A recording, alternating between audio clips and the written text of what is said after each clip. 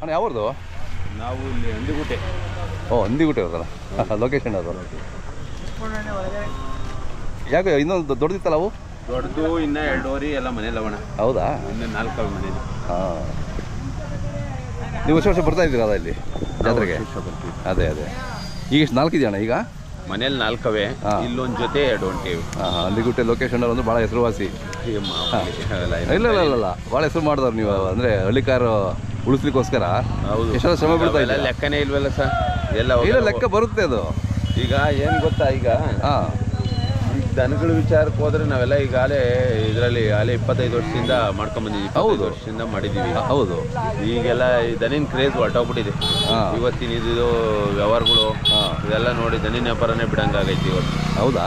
ದನಿನ ವ್ಯಾಪಾರ ಇವಾಗ ಹುಲ್ಲಿಲ್ಲ, ಎಲ್ಲ ಪರಿಸ್ಥಿತಿ ಹಿಂಗೈತಿ. ಈ ವರ್ಷ ಸ್ವಲ್ಪ ಕಷ್ಟ ಇದೆ. ಆಮೇಲೆ ಹೆಣ್ದನೆಲ್ಲ ಹೆಚ್ಚು ಕಮ್ಮಿ ಹೋಗ್ಬಿಟ್ಟು ಹೆಣ್ದನ ಎಲ್ಲ ತಿನ್ಕೊಂಬಿಟ್ರು.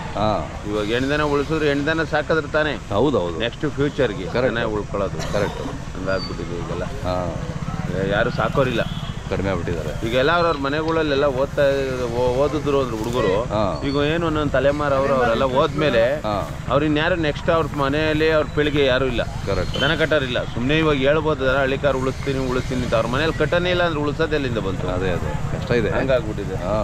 ಅದು ನೀವು ಅವತ್ತಿಂದ ಪರಂಪರೆ ಸಂಜೀವಪ್ಪ ಅಂತ ಅಲ್ಲಿ ಓದಿದಾರಲ್ಲ ಅವರು ಅಜ್ಜೇಳರು, ಅವ್ರೀಗ ಅವ್ರು ಮಾಡ್ತಾರೆ, ಅವ್ರ ಮಕ್ಳು ಕಟ್ಕೊಬೇಕಲ್ಲ. ಅದೇ ಈ ವಯಸ್ಸಾದ್ರೂ ನೋಡು, ಇಷ್ಟು ವಯಸ್ಸಾದ್ರೂ ಅಲ್ಲಿ ನಡೆದಾಡ್ತಾರೆ. ಆಮೇಲೆ ಯಾರು ಬರೋದೇ ಇಲ್ಲ. ಹಂಗಾಗೋಗ್ಬಿಟ್ಟಿದೆ. ಈಗ ಏನು ಇಲ್ಲಿ ಇದಾರೆ ರೈತರು, ಇಷ್ಟು ಜನ ಹೋದ್ಮೇಲೆ ಯಾರು ಬರಲ್ಲ.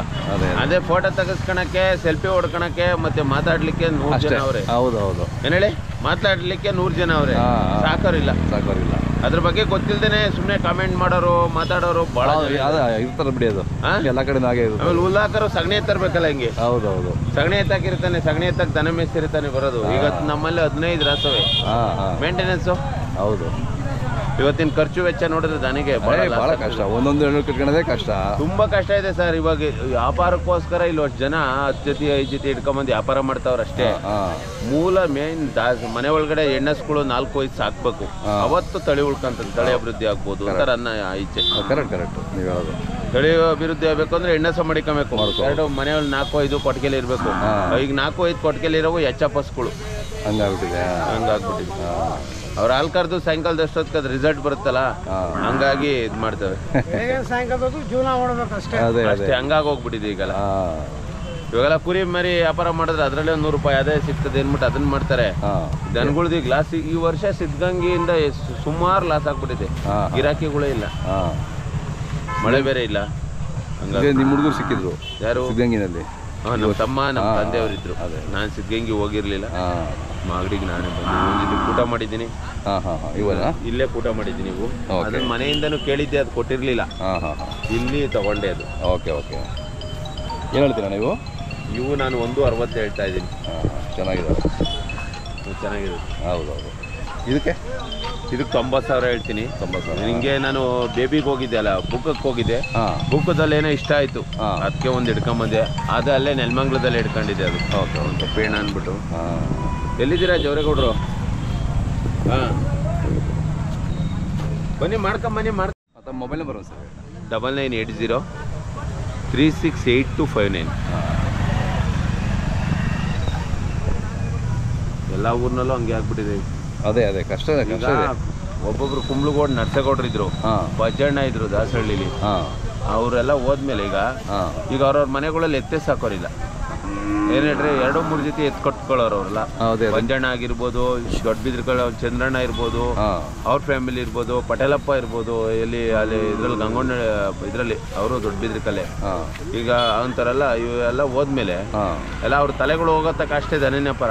ನೆಕ್ಸ್ಟ್ ಜನರೇಷನ್ಗೆ ಹಳ್ಳಿಗಳಲ್ಲೂ ಹಂಗೆ ಆಗ್ಬಿಟ್ಟಿದೆ ಸರ್. ಈಗ ಎಲ್ಲರೂ ಕೆಲಸ ಕಾರ್ಯಕ್ಕೆ ಹೋಗ್ತಾರ, ಯಾರು ದನ ಸಾಕೋರಿಲ್ಲ. ಅದೇ ಏನೇ ನಾವು ಈಗ ಜನ ಬಬ್ಬೆ ಹೊಡಿತಾ ಇದ್ರೆ ಹಳ್ಳಿಕಾರ ಉಳಿಸಿ ಅಂತ. ಸರ್ಕಾರ ಏನಾದ್ರು ಮನ್ಸು ಮಾಡಿ ಏನಾದ್ರು ಒಂದು ಇದು ಮಾಡಿದ್ರೆ ಏನಾದ್ರು ಮುಂದುವರಿಬೋದ? ಸರ್ಕಾರ ನಂಬ್ಕೊಂಡು ಆಗದ ವ್ಯವಹಾರ ಆಗಲ್ಲ. ಇದು ಇವತ್ತು ಎಷ್ಟು ನೋಡ್ಲಿಕ್ಕೆ ಕಾಣ್ತೀವಿ. ಮಿಷಿನರಿ ಬಂದ್ಬಿಟ್ಟಿದೆ ಉಳಕ್ಕೆ, ಯಂತ್ರಗಳು ಬಂದಿರೋದ್ರಿಂದ ದನಗಳ ವ್ಯವಹಾರನೇ ಬಿದ್ದೋಯ್ತು. ಹೌದೌದು. ಈಗೆಲ್ಲ ಈ ವರ್ಷ ಎಷ್ಟು ಅಂತ ಲಾಸ್ ಮಾಡ್ಕೊಂತಾರೆ. ಕರೆಕ್ಟ್. ಪ್ರತಿ ವರ್ಷ ಒಬ್ಬೊಬ್ರು 1 ಲಕ್ಷ 2 ಲಕ್ಷ 3 ಲಕ್ಷ ಕಳ್ಕೊಂತ ಇರ್ತಾರೆ. ನಾನೇ ಹೆಚ್ಚು ಕಮ್ಮಿ ವರ್ಷ 1 ಲಕ್ಷ ಇದು ಹೊರಟೋಗೈತೆ, ಗಂಟೋಗೈತೆ. ಹೆಚ್ಚು ಕಮ್ಮಿ ತಿಂಡಿಗೆ ಒಂದು 2 ಲಕ್ಷ ರೂಪಾಯಿ 2.5 ಲಕ್ಷ ರೂಪಾಯಿ ತಿಂಡಿ ಹಾಕಿದ್ದೀನಿ. ಓಹೋ 2 ಲಕ್ಷ ರೂಪಾಯಿ ಹುಲ್ ತಗೊಂಡಿದ್ದೀನಿ.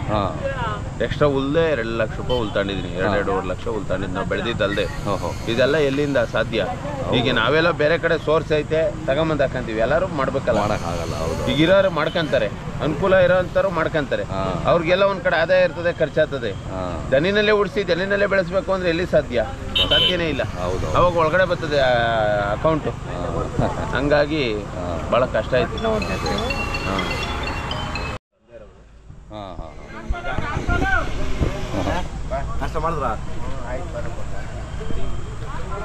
ಅಣ್ಣ ನಿಮ್ಮ ಹೆಸರು ಹೇಳಿ.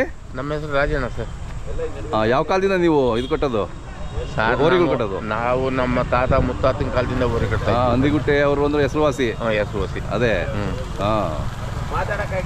ಅವಾಗೆಲ್ಲ ಎಷ್ಟಿದ್ದು ಹೋರಿಗಳು ರೇಟು? ಯಾವಾಗ ನೀವು ಚಿಕ್ಕವರಿದ್ದಾಗ?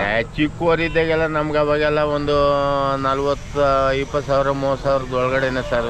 ಅಷ್ಟೇ. 15,000ಕ್ಕೂ 20,000ಕ್ಕೂ ಸಿಕ್ಕವು. ಹೌದಾ? ಈಗೆಲ್ಲ ಲಕ್ಷಗಳು ಹೊಟ್ಟೋದು. ಇವಾಗೆಲ್ಲ ಲಕ್ಷನ ಲೆಕ್ಕ ಇಲ್ಲ ಸರ್. ಅದೇ ಅದೇ. ಇವಾಗೆಲ್ಲ ಲಕ್ಷ ಅಂದ್ರೆ ನ್ಯಾದನ ಅಂತಾರೆ. ಅದೇ ಅದೇ. ನಿಮ್ಮ ಅನುಭವದಲ್ಲಿ ಎಷ್ಟು ಹೋರಿ ಕಟ್ಟಿದ್ದೀರಾ ನೀವು? ಸರ್ ನಾವು ಲೆಕ್ಕ ಹಾಕಕ್ಕಲ್ಲ ಸರ್. ಬೇಜಾನ್ ಹೋರಿ ಕಟ್ಬಿಟ್ಟು ನಿಲ್ಲಾನ ಹೋರಿನ ಬಿತ್ತನೆ ಹೋರಿ ಕಟ್ಬಿಟ್ಟು ನಮ್ಮವೆಲ್ಲ ತಮಿಳ್ನಾಡು, ಮಂಡ್ಯ, ಮೈಸೂರು ಕಡೆಗೆ ನಮ್ಮವೆಲ್ಲ ಹೋಗ್ತಾ ಇದ್ದಿದ್ದು. ಈಗ ನಿಮ್ಮ ಮಕ್ಕಳು ಮುಂದುವರ್ಸ್ಕೊಂಡ್ ಬಂದಿದ್ದಾರೆ ನಮ್ಮ ಪರಂಪರೆನ, ಬಹಳ ಖುಷಿ ಆಗ್ತದೆ. ಹೌದು ಸರ್. ಯಾಕಂದ್ರೆ ಆಶೀರ್ವಾದದಿಂದ ನಾವು ಚೆನ್ನಾಗಿ ಒಳ್ಳೆ ಒಳ್ಳೆ ದನನ ಕಟ್ಬಿಟ್ಟು. ಹೌದೌದೌದು. ಅಂದಿಗುಟ್ಟೆ ಅವರೊಂದು ಹೆಸರುವಾಸಿನೇ ಅದು. ಏನೋ ಬಸಪ್ಪನ ಕೈಲಿ ಇಡ್ತೀವಿ, ಬಸಪ್ಪನ ನಮ್ಮನ್ನೇನು ಅನ್ಯಾಯ ಮಾಡಿಲ್ಲ. ಏನೋ ನಮ್ಗೆ ಚೆನ್ನಾಗಿ ಅವರು ದುಡ್ಡು ಸಿಕ್ಲೇ ಇರ್ಲಿ, ನಮ್ಮ ಹತ್ರ ತಿನ್ಕೊಂಡು ಉಣ್ಕೊಂಡು ಆರೋಗ್ಯ ಚೆನ್ನಾಗೈತೆ. ನಮ್ಗೆ ಯಾವ ಅಂತ ಅಡ್ವರ್ಟ್ ಮಾಡಿಲ್ಲ. ಅದೇ ಅದೇ ಅದೇ ದೇವ್ರ ಆಶೀರ್ವಾದ ಇದ್ರೆ ಮಾತ್ರ ಹಂಗೆ ಮಾಡಕ್. ಹೌದು ಸರ್. ಇಲ್ಲಾಂದ್ರೆ ಆಗಲ್ಲ.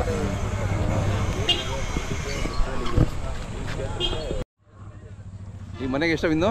3 ಸರ್. ಇನ್ನು 3 ಬಿತ್ತನೆ ವರಿ ಇದಾವೆ. 3 ಬಿತ್ತನೆ ವರಿ ದೊಡ್ಡವರು. ಒಳ್ಳೊಳ್ಳೆ ಊರುಗಳಿವೆ. ನೀವು ಮಾಗಡಿ ಜಾತ್ರೆಗೆ ಚಿಕ್ಕವರಿಂದನೂ ಬರ್ತಾ ಇದ್ದೀರಾ? ನಾವು ನಮ್ಮ ತಾತನ ಕಾಲದಿಂದ ಬರ್ತಾ ಇದ್ದೀವಿ ಸರ್. ಹೌದಾ? ಅವಾಗೆಲ್ಲ ಹೆಂಗಿತ್ತು ಜಾತ್ರೆ ಅದು? ಅವಾಗೆಲ್ಲ ಇನ್ನೂ ಜೋರಾಗಿ ಚೆನ್ನಾಗಿ ಸೇರೋ ಸರ್.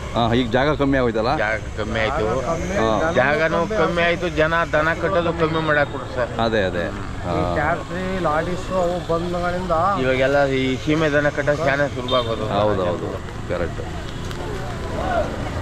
ಈ ವ್ಯಾಪಾರನು ಸ್ವಲ್ಪ ಡಲ್ ಆಯ್ತಲ್ಲ, ಶಾನೆ ರೈಜ್ ಆಯ್ತಲ್ಲ. ಇವಾಗ ಯಾರೋ ಸುಮ್ಮನೆ ಬಡವರು ಬಗ್ರು ಆ ಬಂಡವಾಳ ಕಟ್ಟಕ್ಕೆ ಅವ್ರಿಗೆ ಆಗಲ್ಲ. ಅದೇ ಅದೇ. ಅದಕ್ಕೆ ಸೀಮೆ ಸ್ವಲ್ಪ ಮೇಸ ಕಟ್ಕೊಂಡೇನೋ ಒಂಚೂರು ಹಾಲು ಪಾಲು ಹಾಕಿ ಮಾಡ್ಕೊಂಡು ಮಾಡ್ಕೊಂತಾರೆ.